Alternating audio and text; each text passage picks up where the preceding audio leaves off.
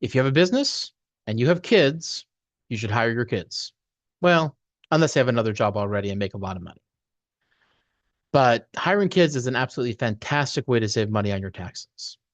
Let's say you're a pretty ordinary individual, making paying 24% of your taxes. And let's say you got a kid who's 14 years old, 15 years old, and they work in your business. So you pay them $5,000 for actual work they do. They get a standard deduction. Actually, this year it's $15,000. So they owe no income taxes on that $5,000. You just saved that 24%. Even better, there are times when if you have what's called a Schedule C or a sole proprietorship or a partnership, if you're partners with the parent of the child, that you don't owe any of the nasty FICA taxes on them either at 15.3%, that you probably do owe on yourself at least some percentage of that. So maybe you're really at a 30% or a 35% tax rate on that money, and suddenly you go to 0%. But even if you do owe that FICA taxes, you're going from a real tax rate of 30% down to 15%. You're coming out ahead. Now, you don't just give them this money to put into their bank and for them to spend the way they want to. Although, if they do good work, you probably should give them some of the money to spend the way they want to. You can use this money to pay for things that you were paying for them anyway.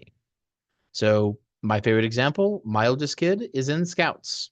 I guess it's Scouts of America now instead of Boy Scouts. So, I pay her to work in my business, and then all of the camping fees, all of the summer camp fees, the cost of a new tent, the cost of new boots, the cost of all of her camping gear. Well, I take that money out of her bank account. And that way, basically, we're not paying any income tax on that money because she doesn't owe any income taxes because she didn't make enough money. Now, you can't make your kids pay for rent. You can't make them pay for food. You can't make them pay for medical care. You can't make them pay for necessities, but you can make them pay for luxuries. New clothes are not a necessity. Clothing is, but you can get stuff from the thrift store. But if they want that new fancy clothing, make them buy it themselves. It is really, really easy to find work for kids to do. And you might say, well, yeah, that's a 15-year-old. I got a 2-year-old. What work can they do? Anyone can be a model. Take photos of them, put them up on your website, put them on your business card, pay them $500, maybe $1,000 for the modeling session. Do 2 modeling sessions a year. You're not going to retire on that money, but that's putting a couple $100 into your pocket. And now let's say you got a lot of money.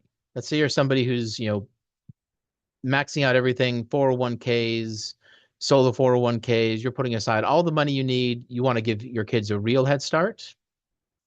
This is earned income, which means they can put this money into a Roth IRA. Roth IRAs are really, really good because they are completely tax-free on all the gains. So if you put in $100,000 into a Roth IRA and it goes up to $500,000 and you comply with the rules for taking that money out, usually wait until you're 59 and a half, that money comes out tax-free. The downside to a Roth IRA is you got to pay the taxes now. But your kids don't owe any taxes now. So it's basically tax-free going in and tax-free coming out. I cannot think of a way to set up your kids for more success in life financially than doing this. Now, again, you better be maxing out everything for yourself. You gotta take care of yourself when that mask pops down in the airplane before you take care of the person next to you. But if you are doing fine and you really want to put them on a head start, paying them money so that they can then put money into their own Roth IRA is a phenomenal way to get them started. Now, all of this works with people who aren't your kids too. You want to hire your grandkids? You want to hire your niece or your nephew? You want to hire your brother or sister? This all works the same way, except for any of those other people, you're going to owe those 15% FICA taxes no matter what. So you're not going to save as much money. But if you're already helping somebody out financially, if you're already giving money to somebody to pay for their rent or something, see if you can hire them. Now, if they're on disability or something, you really can't. But this can be a great way for you to save money and them to get more money, essentially, by going through all this and paying them instead of by giving them the money. They've actually got to do work. It's got to be a reasonable wage. There's other tricks to jump through. If you're doing it for 1,000 or 2,000 bucks, don't worry about it. If you're paying people 30 or 40 grand a year, work with me, work with the CPA to make sure you're dotting your I's and crossing your T's, run payroll if you've got to. And here's the last thing, you have to follow your state's employment laws. This doesn't work very well in California because kids in California basically can't work until they're 14 years old. And even then, there's limits.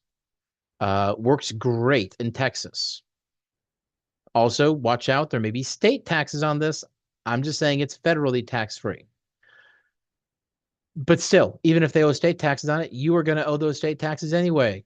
So you're still breaking even or coming ahead on the state taxes too.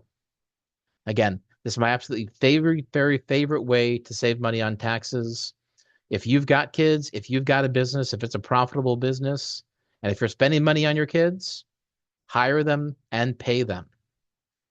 Final thing, if they're older, if they're in college, there may be ways that you can pay tuition assistance for your employee, and now that's tax deductible. So this works even after they're older, different tricks, different tactics for different phases of life.